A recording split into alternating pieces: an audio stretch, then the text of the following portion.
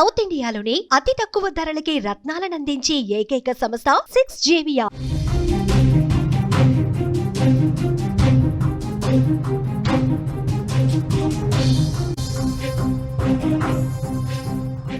Rishikonda palace ను చూసి పవన్ కళ్యాణ్ ఆశ్చర్యాన్ని వ్యక్తం చేశారు. విలాసవంతమైన బెడ్రూమ్లు, బాత్రూములు చూసి విస్తుపోయారు జనసేనాని.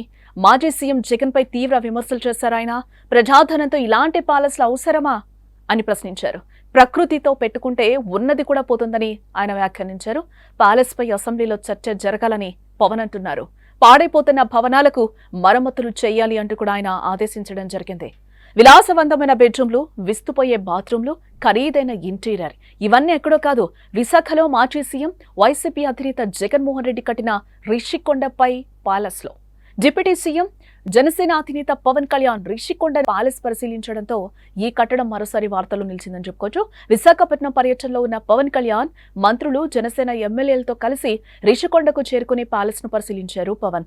భవనాల లోపల ఉన్న అత్యంత విలాసవంతమైన బెడ్రూమ్లు, బాత్రూములలో ఆయనను ఆశ్చర్యానికి ఒకసారిగా గురి చేశాయని కూడా ఆయన చెప్తున్నారు.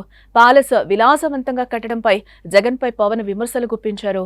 ప్యాలెస్ నిర్మాణానికి భారీగా ఖర్చు చేశారని మండిపడ్డారు. నిర్మాణాలలో 2 బ్లాక్లకి మాత్రమే 90 కోట్లు ఖర్చు కాగా అందులో ఒకదానికి 70 కోట్లు, మరో బ్లాక్ కి 20 కోట్లతో కట్టారని కూడా తెలిపారు. కానీ 7 బ్లాకులు కట్టాల్సి ఉండగా 4 మాత్రమే పూర్తి చేసి 454 కోట్లు ఖర్చు చేయడం ఆశ్చర్యంగా ఉందన్నారు. ప్రజాధనంతో ఇలాంటి ప్యాలెస్లు అవసరమా అని ఆయన ప్రశ్నించారు. గతంలో రిషికొండ మీద రిసార్ట్స్ ఉన్నప్పుడు సంవత్సరానికి 7 కోట్ల వరకు ఆదాయం వచ్చేదని కూడా పవన్ కళ్యాణ్ అంటున్నారు. ప్రస్తుతం సంవత్సరానికి కేవలం కరెంటు బిల్లులకు 15 లక్షల ఖర్చు, ఏడాదికి 1.8 కోట్లు వ్యయమవుతుందని కూడా అన్నారు. మిగతా విషయాలపై ఇంకా మాట్లాడనవసరం లేదని, ఇదివరకే జరగాల్సిన డ్యామేజ్ జరిగిందని కూడా ఆయన కీలక వ్యాఖ్యలు చేశారు. అయితే రిషికొండలోని ఈ నిర్మాణాలను టూరిజం కింద ఎలా వినియోగించాలని ఆలోచిస్తున్నట్లుగా తెలిపారు. ఏ నిర్మాణాన్ని దేనికోసం ఎలా ఉపయోగించాలని కూడా ఆయన ఆలోచన చేస్తున్నామని కూడా అంటున్నారు.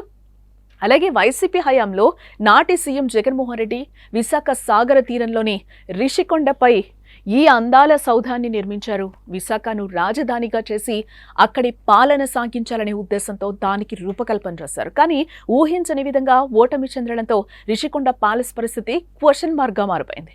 కూటమి ప్రభుత్వం అధికారంలోకి వచ్చాక సీఎం చంద్రబాబు పర్యటించారు.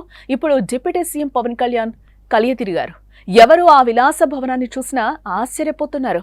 మరి ఈ ఇంద్రభవనాన్ని కూటమి ప్రభుత్వం ఎలా ఉపయోగిస్తుందో కూడా మనం చూడాలి. ఈ పర్యటన ద్వారా ఫస్ట్ మేము అసలు ఏం చేయాలనేది మాకు ఇండివిజువల్ కుటుంబ ప్రభుత్వం కాబట్టి జనసేన పార్టీ తరఫు నుంచి వాట్ ఈస్ అవర్ అనేది అంటే వాట్ ఈస్ అవర్ వ్యూ అనడానికి మనం ఇక్కడి నుంచి మంగళగిరిలో కూర్చోనో లేదంటే ఇంకా ఊళ్ళో కూర్చొని చేయడం, ప్రత్యక్షంగా ఒకసారి ఫీల్డ్ విజిట్ చేసి వచ్చే పరిష్కారం వేరుంటుంది.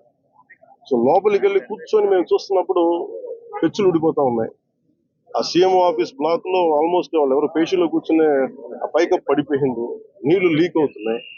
ఇది 2 చేయాలి. ఒకటి, బిల్డింగ్స్ అన్ని సేఫ్టీ ఆడిట్ జరగాలి, అదొక చర్చించాం. 2, అసలు దీని ఎట్లాగా సేఫ్టీ ఆడిట్ జరిగిన వెంటనే ఎట్లా దీని ఆదాయ మార్గాలు పెంచాలి.